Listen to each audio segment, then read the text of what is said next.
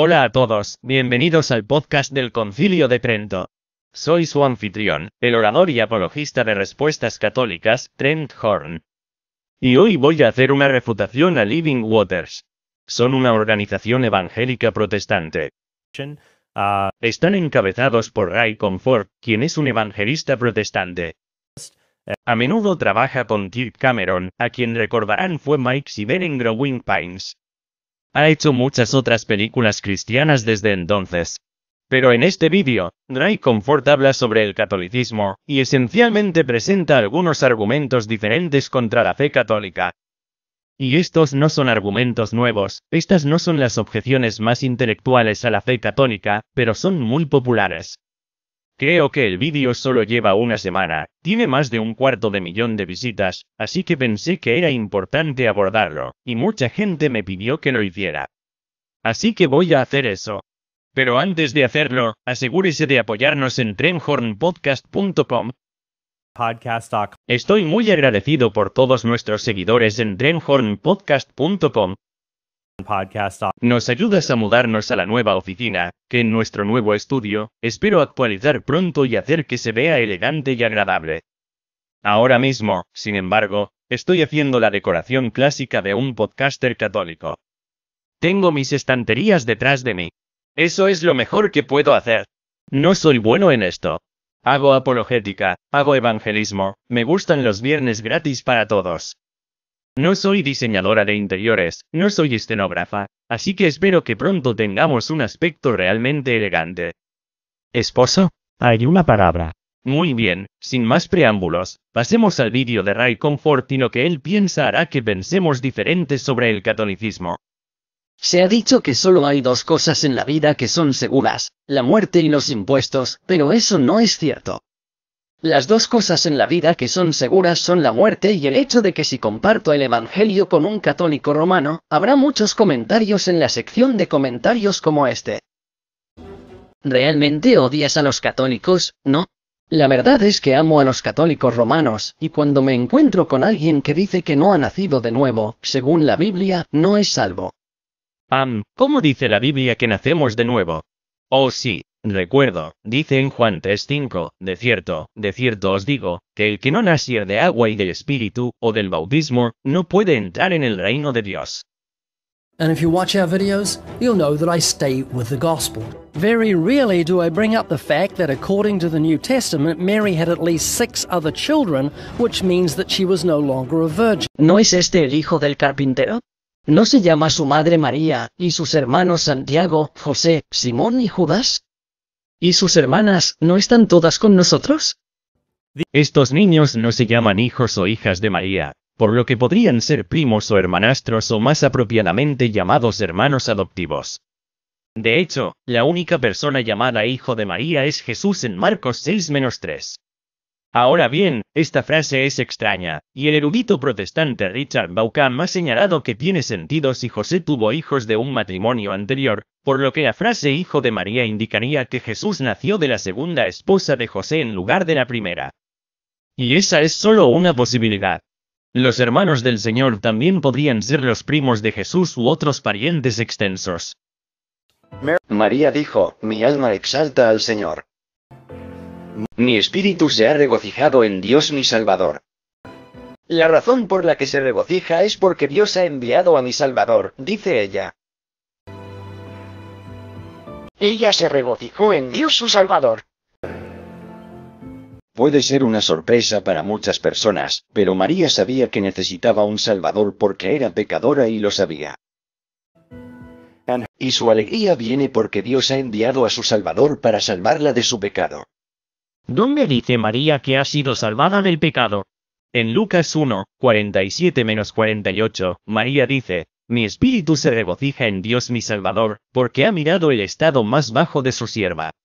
María luego describe cómo Dios salva a las personas de las amenazas en esta vida exaltando a los humildes o alimentando a los hambrientos, en los versículos 52 y 53.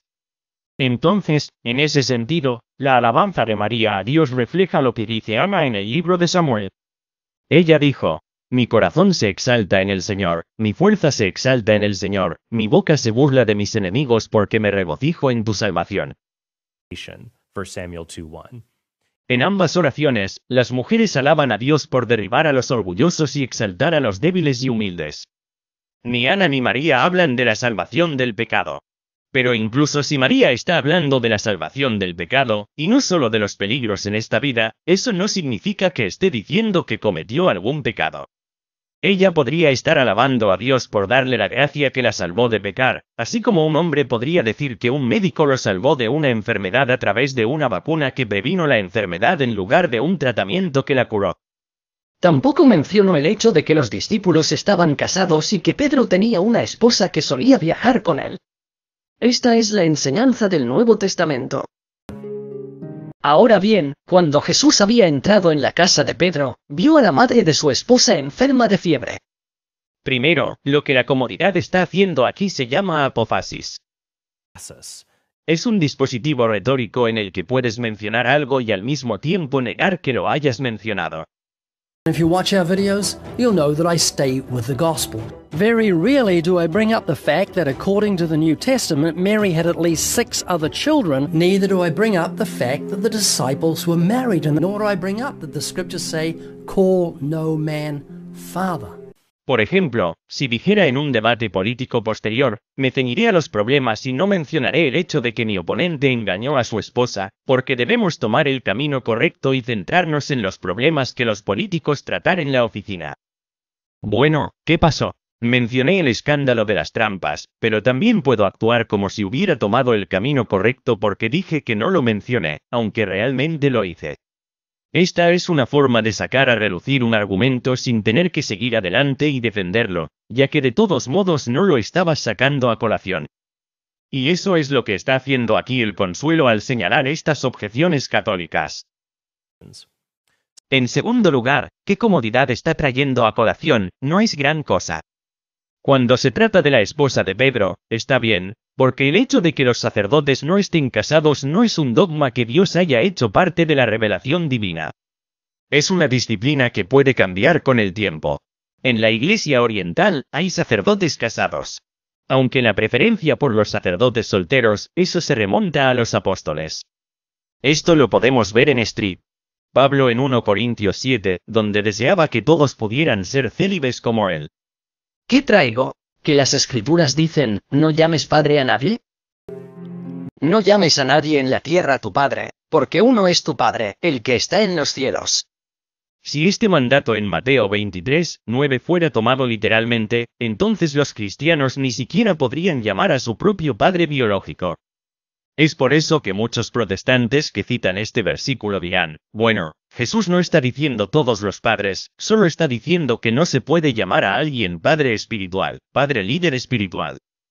Pero eso no funciona. En 1 Corintios 4:15, Pablo se llama a sí mismo un padre espiritual. 1 Juan 2, 12 al 13, Juan dice, os escribo a vosotros hijitos, porque vuestros pecados os son perdonados por su causa. Os escribo a vosotros, padres, porque conocéis al que es desde el principio. En este pasaje, Juan no se dirige a niños literales y padres biológicos. Está hablando a creyentes que diferían en sus niveles de madurez y liderazgo, nuevos cristianos y padres espirituales que dirigían la comunidad. Finalmente, el versículo justo antes de Mateo 23, 9 dice esto. No te llamarás rabí, porque tienes un maestro, y todos sois hermanos. La palabra hebrea rabino significa mi maestro o mi amo. Describe a alguien que había dominado el significado de la Torá. Jesús dice que nadie debe llamarse rabino, no porque los cristianos tengan un solo maestro, de eso se habla en el versículo 10, sino porque los cristianos tienen un solo maestro, o en griego, didaskalos, un maestro. Pero la palabra inglesa doctor proviene de la palabra latina iokere, que significa enseñar. Es solo otra palabra para maestro, y en el sentido moderno de la palabra, se refiere a alguien, un médico de algo, se refiere a alguien que domina cierta disciplina. Por eso obtienen un doctorado. Eso significa que si Mateo 23:9 dice que no podemos darle a alguien el título espiritual de padre, entonces Mateo 23:8 significaría que no podemos darle a alguien el título espiritual de maestro, incluidos los teólogos protestantes que obtuvieron un doctorado. Grados. Así que claramente lo que Jesús está diciendo aquí, No está prohibiendo que haya padres espirituales o maestros espirituales, lo que está diciendo es que no inflen el orgullo de los fariseos que aman este título en particular y se enseñorean de los demás. Pero eso no significa que no se pueda dar a otras personas, como dije, Street. Pablo dice, 1 de Corintios 4.15, él dijo, me convertí en un padre para ustedes. Solo porque algunas personas abusan del título no significa que no puedas referirte legítimamente a alguien como padre espiritual. Me crié en una iglesia católica. Cuando me convertí en adulto no me sentía alimentado, así que pasé del catolicismo al cristianismo y fui a una iglesia cristiana donde me alimentaban. ¿Leíste la Biblia como católico? No precisamente. Fui al catecismo y fui entrenado por ellos y realmente no estaba la Biblia. ¿Recuerdas el catecismo, los 10 mandamientos? Sí. El catecismo católico en realidad se salta el segundo mandamiento. Lo sacaron y dividieron el 10º. El segundo mandamiento, si miras Éxodo 20, el primero es, yo soy el Señor tu Dios, no debes tener otros dioses delante de mí. La segunda es que no te harás imagen tallada de ninguna semejanza, nada en la tierra, debajo de la tierra, ni en el cielo, ni en el mar, no te inclinarás ante ellos. Ese ha desaparecido del catecismo católico, y dividieron el 10º, así que todavía hay 10 allí. La Iglesia Católica no eliminó ninguno de los 10 mandamientos. Están todos en las Escrituras en cada Biblia católica. Pero los cristianos a lo largo de la historia han adoptado diferentes formas de enumerar los mandatos que Dios le dio a Moisés en el monte Sinaí. La Biblia dice que hay 10 mandamientos, pero no nos dice lo que cae bajo cada mandamiento. Eso significa que puedes llegar a 10 mandamientos de diferentes maneras, dependiendo de cómo agrupes los aproximadamente 14.000 conchas y no deberás que están en Éxodo 20. Entonces eso significa que algunos cristianos enumerarán los mandamientos de manera diferente. Y no hay nada de malo en cómo los católicos enumeran los 10 mandamientos. Así es como lo expresa el Catecismo de la Iglesia Católica. Dice, se ha vuelto tradicional en la Iglesia Católica.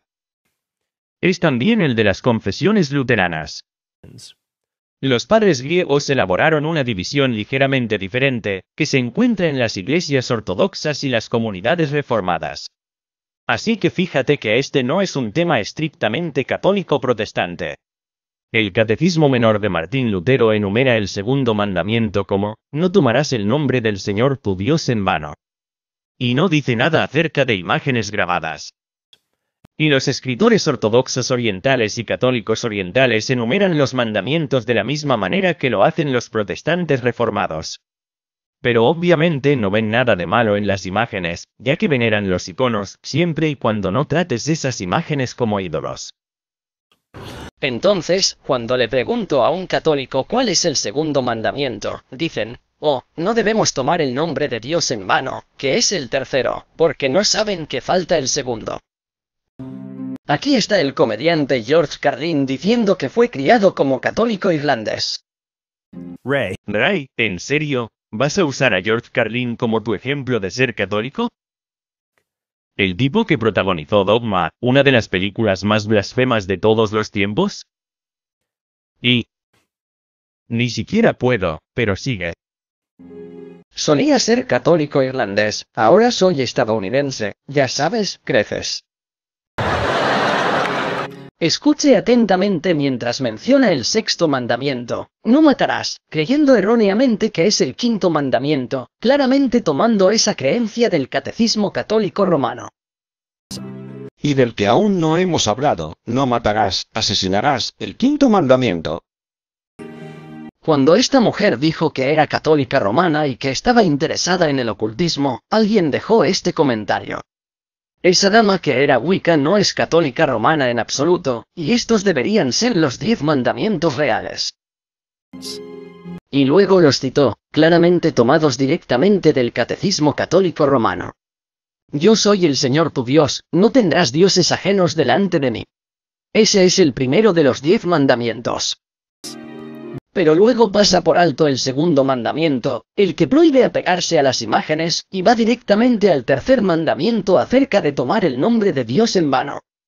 Eso es porque el segundo mandamiento ha sido quitado y el 10º partido en dos, para que nadie se dé cuenta de que ha sido quitado. Bien, analicemos todo esto. Aquí está el comienzo de los 10 mandamientos en Éxodo capítulo 20. Dice, 10 mandamientos en Éxodo 20. Dice, o cualquier semejanza de cosa que está arriba en el cielo, o que está en la tierra abajo, o que está en el agua debajo de la tierra. No te inclinarás a ellas ni las honrarás, porque yo, el Señor tu Dios, soy un Dios celoso, que castigo la iniquidad de los padres sobre los hijos hasta la 3ª y 4ª generación de los que me aborrecen, pero mostrando misericordia a miles de los que me aman y guardan mis mandamientos. El objetivo de este mandamiento es simplemente no adorar a otros dioses. Los creyentes solo deben adorar al Dios que sacó a Israel de la esclavitud en Egipto. Entonces, la prohibición de la idolatría ya está recogida en la traducción agustiniana del primer mandamiento, porque dice, no tengas dioses ajenos delante de mí, lo que significaría no inclinarse en adoración ante los ídolos. Si solo hicieras de Éxodo 25 versículo 4 el segundo mandamiento, sería inexacto, porque haría parecer que Dios no nos permite hacer, citar, una imagen tallada, o cualquier semejanza de nada que esté arriba en el cielo, o que está debajo de la tierra, o que está en el agua debajo de la tierra. Pero eso no puede ser correcto, porque Dios mismo, en la Escritura, ordenó que se hicieran imágenes talladas, para que no puedan ser intrínsecamente malas como el adulterio. Esto incluye ángeles en el arca del pacto, ordenando que se haga una serpiente de bronce para que la gente pueda mirarla para ser sanada en Números 21, así como los ángeles y otros objetos terrenales que están tallados en las paredes del templo de Salomón. Templo, como se describe en uno de los Reyes 6. Living Waters incluso lanza un juego para niños de los 10 mandamientos, y resume el segundo mandamiento como no harás ídolos, no solo imágenes talladas. De hecho, aquí está el socio de mucho tiempo de Ray Comfort, Kirk Cameron, hablando sobre lo geniales que son las escenas de la Natividad, que son imágenes religiosas grabadas ante las que algunos protestantes se inclinan y se arrodillan cuando rezan durante la Navidad. Si tuviera que elegir una cosa valiosa en todas las decoraciones de su casa en Navidad, probablemente sería tu set de nacimiento. Entonces tiene sentido agrupar el mandamiento contra la adoración de ídolos como parte del mandamiento general de no adorar a otros dioses. Pero ¿qué pasa con el 10º mandamiento? La interpretación agustiniana de los 10 mandamientos no divide este mandamiento simplemente para formar 10 elementos. Hace una distinción entre codiciar los bienes de tu prójimo y codiciar la esposa o el cónyuge de tu prójimo, porque el cónyuge de tu prójimo no es solo una posesión que posee tu prójimo. El 9º mandamiento se refiere a codiciar personas, como el cónyuge de tu prójimo, e identifica esta codicia como la raíz de la lujuria y el adulterio. El 10º mandamiento se refiere a codiciar las cosas que tiene tu prójimo, como su ganado o, hoy, su automóvil o su casa. Identifica este tipo de codicia como la raíz de la codicia y el robo. Así que no hay nada de malo en hacer imágenes religiosas. Simplemente está mal tratar esas imágenes como ídolos y adorarlas como si fueran dioses en miniatura que rivalizan con el Dios verdadero. Siempre que está ante una imagen de la Virgen, siempre le dedica miradas afectuosas. Y ante la imagen de Fátima pidió el cuidado de los pobres y excluidos en el inicio de su pontificado. Bien, entonces Comfort está diciendo, mira, la Biblia dice que no hagas imágenes. Y mira, los católicos tienen imágenes y veneran a María. Pero ya he mostrado que la Biblia permite la creación de imágenes religiosas. Quiero decir, si tomas Éxodo 24 literalmente, no podrías hacer una imagen de ningún animal o persona. Pero claramente, no significa eso. Significa no servir estas imágenes como si fueran dioses. ¿Qué hay de inclinarse o arrodillarse? Una vez más, la Biblia no dice que solo puedes inclinarte o arrodillarte ante Dios. En el Antiguo Testamento, Betsabé se inclinó ante el rey David. Y en Apocalipsis 3-9, Jesús dice que hará que los enemigos de la iglesia. Venid e inclinaos ante vuestros pies, y aprended que yo os he amado. Así que no es cualquier reverencia o arrodillamiento, es adorar con la intención de tratar algo como un ídolo, como si fuera una deidad misma en oposición a Dios. De hecho, las mismas tácticas de miedo que usa Comfort en este clip también podrían usarse contra los protestantes que se inclinan o rezan mientras se arrodillan frente a una cruz de madera.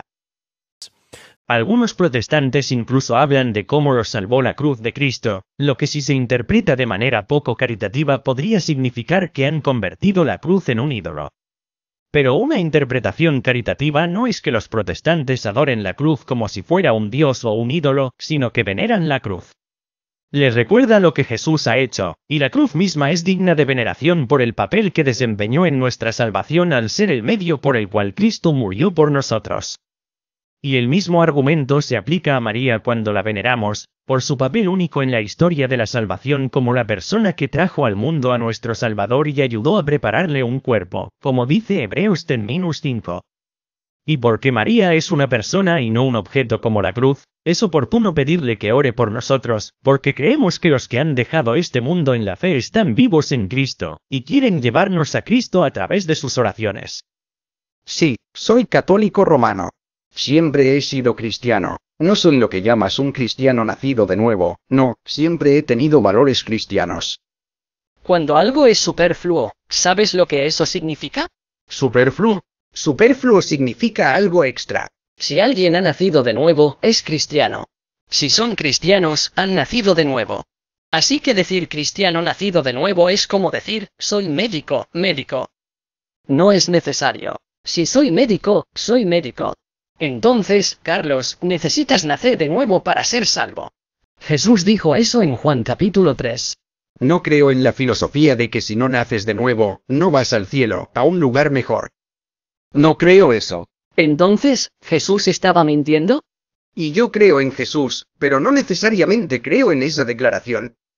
Primero, este tipo podría ser un analfabeto bíblico y no sabe que es necesario nacer de nuevo, y que nacer de nuevo se refiere al bautismo. Pero también hay un problema más profundo y la falta de comunicación que puede ocurrir en diálogos como estos.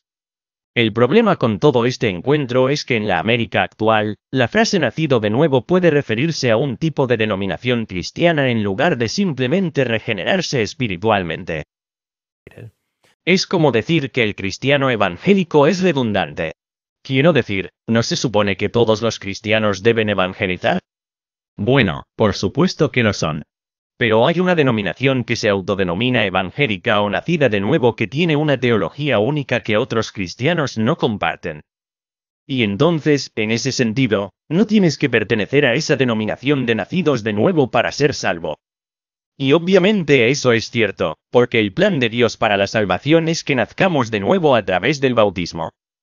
Y mientras que el vídeo de Comfort muestra a Juan 3-3 diciendo que necesitamos nacer de nuevo, no muestra a Juan 3-5, donde dice que debemos nacer de agua y espíritu, o como dije antes, ser bautizados. Después de ser bautizados, necesitamos estar en plena comunión con la única Iglesia universal que Jesús estableció para darnos nuestra salvación. Next Comfort hace algo que hace a menudo cuando usa los 10 mandamientos como una forma de convencer a las personas de pecado y luego evangelizarlas. Así que voy a saltar a la parte interesante y ofrecer mis pensamientos. How many lies have you told in your life? Oh, I couldn't tell you that. Quite a few. Quite a few. So what do you call someone who tells lies? A liar. So have you ever stolen something in your whole life, even if it's small? I have. What do you call someone who's... Robar ladrón, entonces eres un ladrón, no eres un ladrón mentiroso. Si voy a ser un poco personal aquí, espero que puedas manejarlo. Jesús dijo que si miras con lujuria cometes adulterio en el corazón. ¿Alguna vez has mirado con lujuria? Sí, has tenido relaciones sexuales antes del matrimonio. Así que, Isabela, aquí hay un resumen. Esto es para ti, no es para mí. No te juzgaría, blasfemo, fornicario, adúltero de corazón. Entonces, si te enfrentas a Dios en el juicio, y Él te juzga por esos mandamientos, que la Biblia dice que lo hará, ¿será inocente o culpable? Sería culpable. ¿Cielo o infierno? Sería un infierno. ¿Eso te preocupa? Lo hace, sí. Me preocupa, me rompe el corazón. Ya sabes, la idea de que termines en el infierno. ¿Sabes lo que la Biblia dice que es la muerte en realidad? ¿Qué es? Salarios. Salarios, ¿Alguna vez has oído hablar del versículo bíblico, la paga del pecado es la muerte? Tengo. La muerte es salario. Es como si un juez en un tribunal de justicia mirara a un criminal atroz que violó a 3 niñas y las asesinó y dice, te has ganado la sentencia de muerte. Este es su salario. Esto es lo que te corresponde. Esto es lo que te estamos pagando. Y el pecado es tan serio a los ojos de un Dios santo que nos ha dado la sentencia de muerte. A regañadientes le daré un poco de crédito a la comodidad aquí.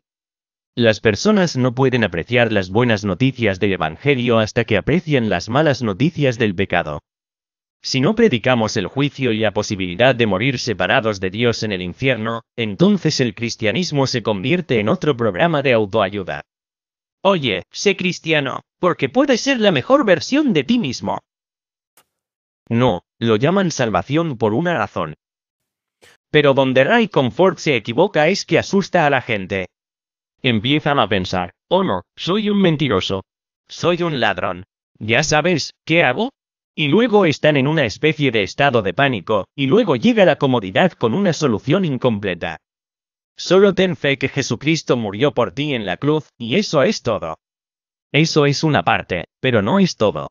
No es lo que la Biblia enseña cuando se trata de la salvación. La Biblia enseña que para ser salvos, tenemos que hacer 4 cosas: arrepentirnos, creer, recibir y permanecer. Tenemos que arrepentirnos de nuestros pecados, creer en el Evangelio, recibir el Espíritu Santo en el bautismo y permanecer en Cristo obedeciendo sus mandamientos. Eso es todo.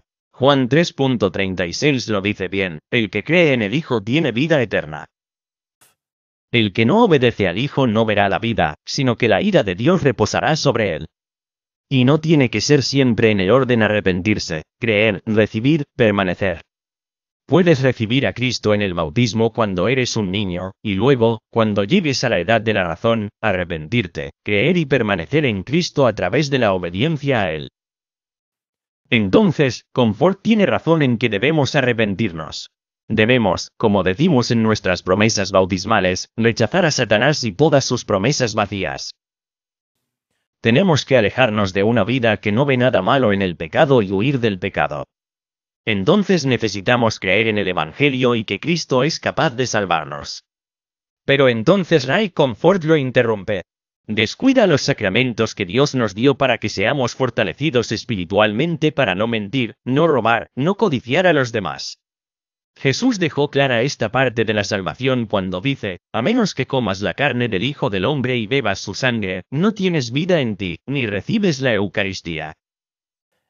Y si un hombre no permanece, o permanece, en mí, es echado fuera como una rama y se seca, y las ramas son recogidas, echadas en el fuego y quemadas.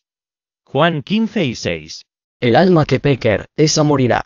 Él nos ha dado la pena capital, por lo que pensamos a la ligera del pecado. Sí, estoy un poco bendecido por mí, no podemos evitarlo, tomando el nombre de Dios en vano, algunas mentiras aquí y allá, robando. La segunda parte de ese versículo es: pero el regalo de Dios es vida eterna por medio de Jesucristo nuestro Señor. ¿Qué hizo Dios por los pecadores culpables para que no tuviera que ir al infierno? ¿Sabes que yo no? Dios hizo algo maravilloso, pero realmente no lo entiendes. No sabes lo que es. Él sacrifica. Estás hablando de Dios, ¿verdad? Él no ha sacrificado a su hijo. ¿Entiendes las implicaciones legales de eso? Sí. Dime, ¿cuáles son? Él nos ama por eso, ya sabes. Pero hay una razón por la que sucedió. ¿Para tener vida en la tierra? Bueno, déjame ponerlo de esta manera y obtener tus pensamientos. Los 10 mandamientos, que es lo que vimos, se llama la ley moral. Tú y yo violamos la ley, Jesús pagó la multa.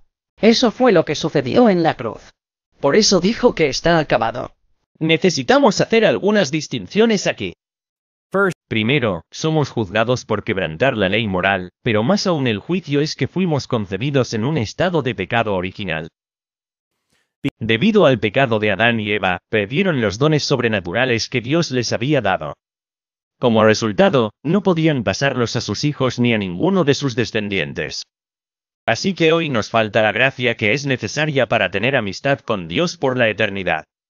Hemos sido concebidos en un estado de muerte espiritual y necesitamos la gracia de Dios para ser llevados no solo a la vida espiritual, sino a la vida como hijos e hijas adoptivos de Dios.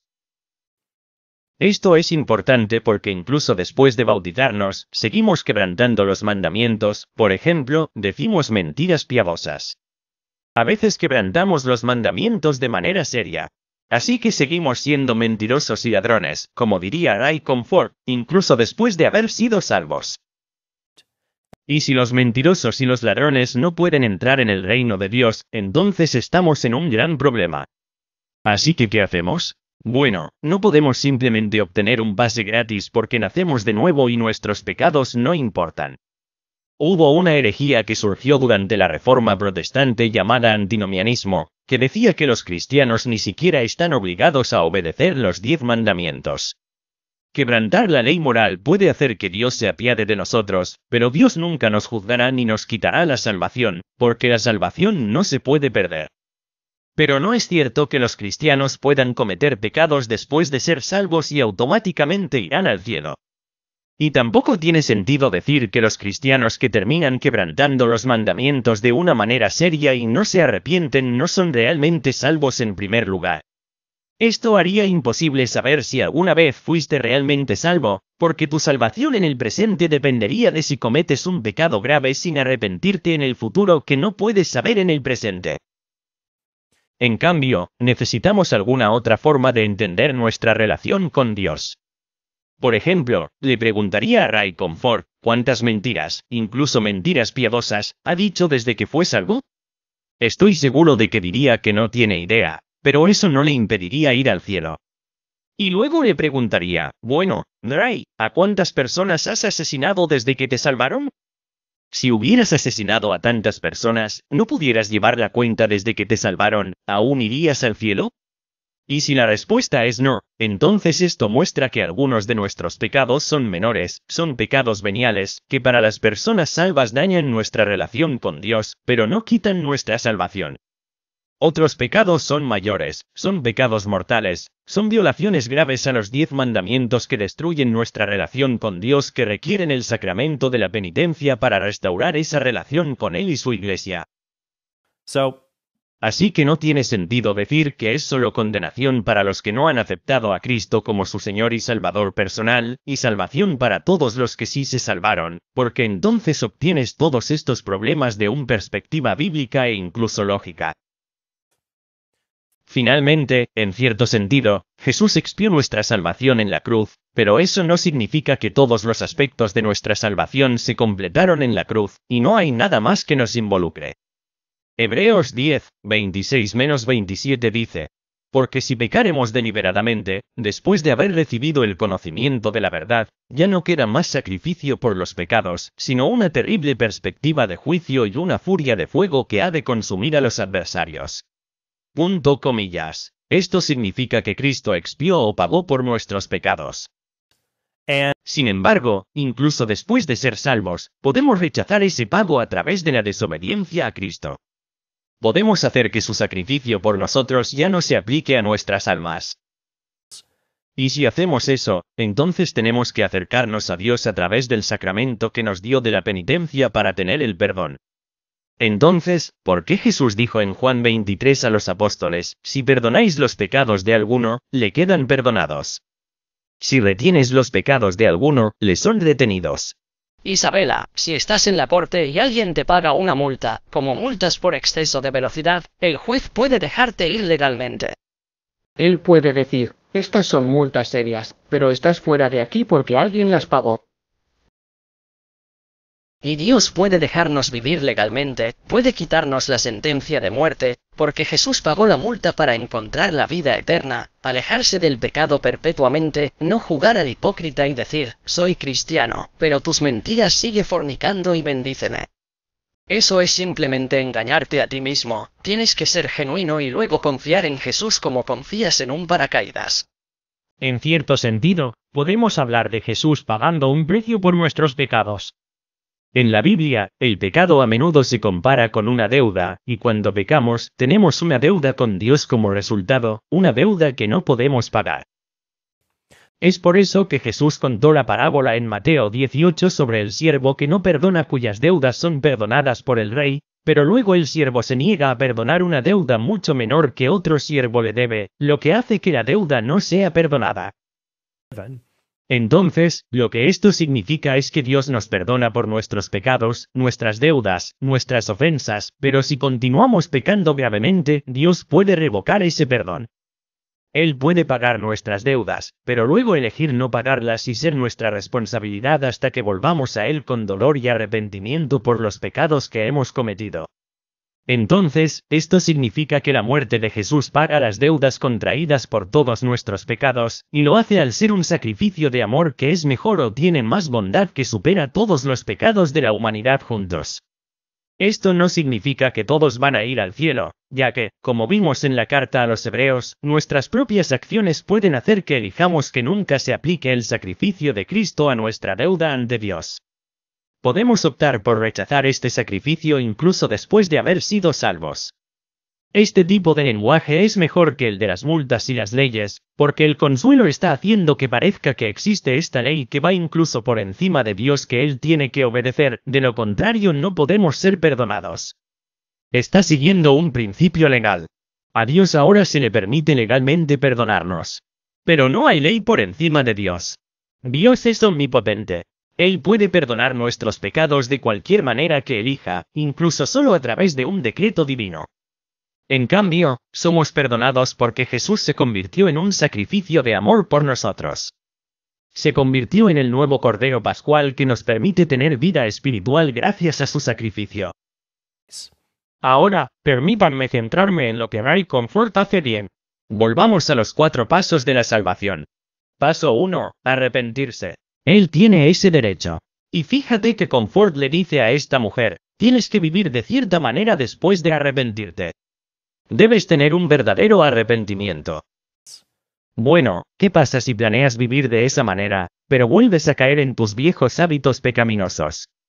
Dudo que Comfort diga que perdiste tu salvación, aunque probablemente diría que todavía tienes que pedirle perdón a Dios, lo cual no tiene sentido si no puedes perder tu salvación. Quiero decir, no tengo que seguir pidiendo dinero a alguien que ya ha accedido a pagar por todo lo que necesito, tomando prestada la analogía de Ray Comfort. Y el paso 2 es correcto. Confíe en Jesús o tenga fe en Dios a través de Cristo para la salvación. Pero entonces Comfort comienza a desviarse del plan bíblico de salvación cuando ofrece una versión muy abreviada del mismo. Sabiduría por el temor del Señor los hombres se apartan del pecado. Lo que he tratado de hacer, y calificaré esto, es poner el temor de Dios en ti. Si vas a saltar de un avión y vas a saltar sin paracaídas porque pensaste que estaría bien, te colgaría del avión durante 2 minutos por el tobillo para que vuelvas a entrar. Y decir, esto da miedo, tengo que ponerme un paracaídas, el miedo es tu amigo, si eso sucede he tratado de ponerte es tu amigo, no tu enemigo porque te llevará a la cruz donde dices Dios, he estado mintiendo y blasfemando y fornicando y haciendo cosas que sé que están mal, por favor perdóname. Y hoy pongo mi confianza en Jesús de una vez por todas para que mis pecados sean perdonados. Y en el momento en que haces eso, tienes una promesa del Dios que no puede mentir. Él te otorgará la vida eterna instantáneamente como un regalo gratuito. No tienes que ganártelo, no lo mereces. Viene porque Él es bueno, no porque nosotros seamos buenos. Eso se llama gracia asombrosa. El favor inmerecido de Dios hacia nosotros, porque Él nos ama, Él es el amor de nuestra alma. Así Ray Comfort consigue arrepentirse y creer correctamente en las etapas de la salvación. Lo que extraña es recibir y permanecer. La Biblia es clara como el cristal. Debemos ser bautizados y luego debemos obedecer a Cristo para permanecer en amistad con Dios. Esto significa no hacer cosas malas como el adulterio o el asesinato, y hacer las cosas buenas que Jesús nos mandó hacer, honrar a nuestros padres, santificar el día de reposo, recibir a Cristo en la Eucaristía. El catecismo está de acuerdo con Comfort en que no hay nada que podamos hacer para merecer nuestra salvación inicial en el bautismo. Simplemente lo aceptamos. Y en este caso, estamos aceptando ser bautizados por nosotros mismos o por nuestros hijos. Y esto es especialmente cierto para los bebés pequeños. No pueden hacer nada por sí mismos, así que definitivamente son salvos solo por gracia, y no por ninguna obra. Pero la salvación no se detiene allí. Pablo dice, ocupaos en vuestra propia salvación con temor y temblor. Y Jesús dice, el que persevere hasta el fin, con acento agudo ese será salvo. Pero el consuelo reduce todo esto a un solo momento de decir la oración del pecador para garantizar la salvación. Lo cual es irónico porque la oración del pecador no está en la Biblia. El apologista protestante Matt Slick, por ejemplo, dice, no hay un solo versículo o pasaje en las Escrituras, ya sea en un relato narrativo o en textos prescriptivos o descriptivos, con respecto al uso de la oración de un pecador en la evangelización, ni uno solo. Ahora, algunas personas dicen que debido a que no hicimos nada para recibir el regalo de la salvación, no podemos hacer nada para perderlo. Es un don gratuito, como dice Comfort, y es vida eterna, así que obviamente no podemos perderlo. Pero esto no significa que tengamos vida eterna en el cielo ahora mismo de una manera que no podamos rechazar. Quiero decir, probablemente hayas recibido un regalo, como un regalo de Navidad o de cumpleaños, que perdiste o regalaste. Puedes regalar un regalo o perderlo. Adán y Eva no hicieron nada para recibir el regalo de la gracia y la amistad de Dios en el jardín de Edén, pero ciertamente hicieron algo para perderlo, y nosotros también. Y cuando se trata del regalo de la vida eterna, el difunto erudito bautista Dale Moody dice que personas como Ray Comfort, trabajan con la falsa suposición de que el adjetivo eterno es un adverbio, como si dijera que el hermano tiene vida eternamente. Es la vida lo que es eterno, no la posesión de uno. La vida eterna es la vida de Dios y de Cristo el Hijo de Dios, y esta vida se pierde cuando uno se aparta de Cristo. Entonces esto significa que Ray Comfort tiene razón. Dios nos da el regalo gratuito e inmerecido de la vida eterna a cualquiera que busque a Dios en la fe. Pero se equivoca cuando divorcia el don gratuito del bautismo, que un tal Pedro 3.21 dice que ahora nos salva. También se equivoca cuando trata la salvación como algo que sucede en un instante, permanente e irrevocable, en lugar de algo que sucede como un proceso en el que debemos soportar fielmente y ser fieles a Dios hasta el final. Pero Dios no nos ha abandonado, porque nos ha dado cosas como los sacramentos. Nos dio la Iglesia que estableció para ayudarnos a permanecer en comunión y amistad con Él. La gente me dice, si pudieras hablar con la Iglesia Católica o hablar con el Papa, ¿qué le dirías? Y yo diría, déjame en tu balcón durante 10 minutos. Déjame predicar el Evangelio a las multitudes, porque nunca los escuchas decir, debes nacer de nuevo, como dijo Jesús. Nunca los escuches abrir la palabra. ¿Qué tal cuando el Papa Francisco dijo, el único que te justifica, el único que te hace nacer de nuevo, es Jesucristo, nadie más? O cuando el Papa Francisco dijo, nacidos de nuevo por el agua y el Espíritu Santo, nos convertimos en hijos de Dios y comenzamos un camino de fe y crecimiento en santidad en unión con Jesús. Así que no, el Papa Francisco abre la palabra, y lo hace. Hablar de nacer de nuevo, a la manera bíblica. Y no soy anticatólico, amo a los católicos romanos y quiero verlos en el cielo. El catolicismo dice que la Iglesia Católica Romana es el único medio de salvación. Tienes que pasar por la Iglesia Católica, pero la Biblia dice que Dios es mucho más grande que eso, y cualquiera que quiera puede venir. Primero, la Iglesia tiene una enseñanza matizada, diciendo que Dios nos dio la Iglesia para salvación.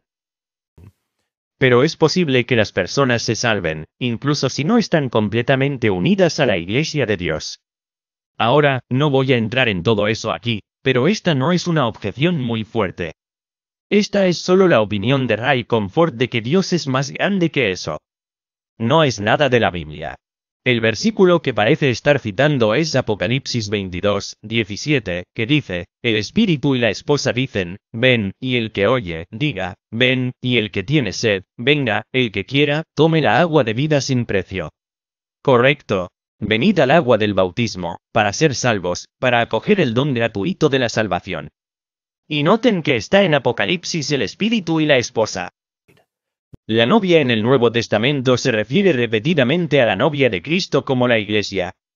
La Iglesia no es solo un vínculo invisible entre los cristianos. Como la Biblia habla de que la Iglesia tiene autoridad, es un cuerpo perdurable que, como dice Efesios 2:20, está edificado sobre el fundamento de los apóstoles. Guía a los creyentes a la salvación, porque como dice 1 Timoteo 3:15, la Iglesia es columna y fundamento, o baluarte, de la verdad. por obras, pero por gracia, y ese es el mensaje que le decimos a los católicos. Oye, no tienes que ganarte la salvación, solo confía en Jesús. Así de sencillo lo puede hacer un niño. Ya he mostrado en muchos otros videos que los católicos no ganamos la salvación, y somos salvos por gracia, pero eso no significa que las obras, o obedecer a Jesús y no morir en pecado mortal impenitente, no tiene nada que ver con nuestra salvación. Ciertamente lo hace. En cambio, prefiero hablar directamente con Ray Comfort, así que si quiere debatir conmigo sobre la cuestión de si los católicos tienen un evangelio falso, con gusto lo haré. Y con suerte podemos establecer un compromiso pronto para hacer eso. Pero bueno, solo quiero agradecerles mucho por mirar. Espero que esto haya aclarado algunos elementos de la enseñanza de la Iglesia, los haya ayudado a comprender mejor los 10 mandamientos, y sí, muchas gracias a todos. Espero que sigas apoyándonos, y solo espero que tengas un día muy bendecido.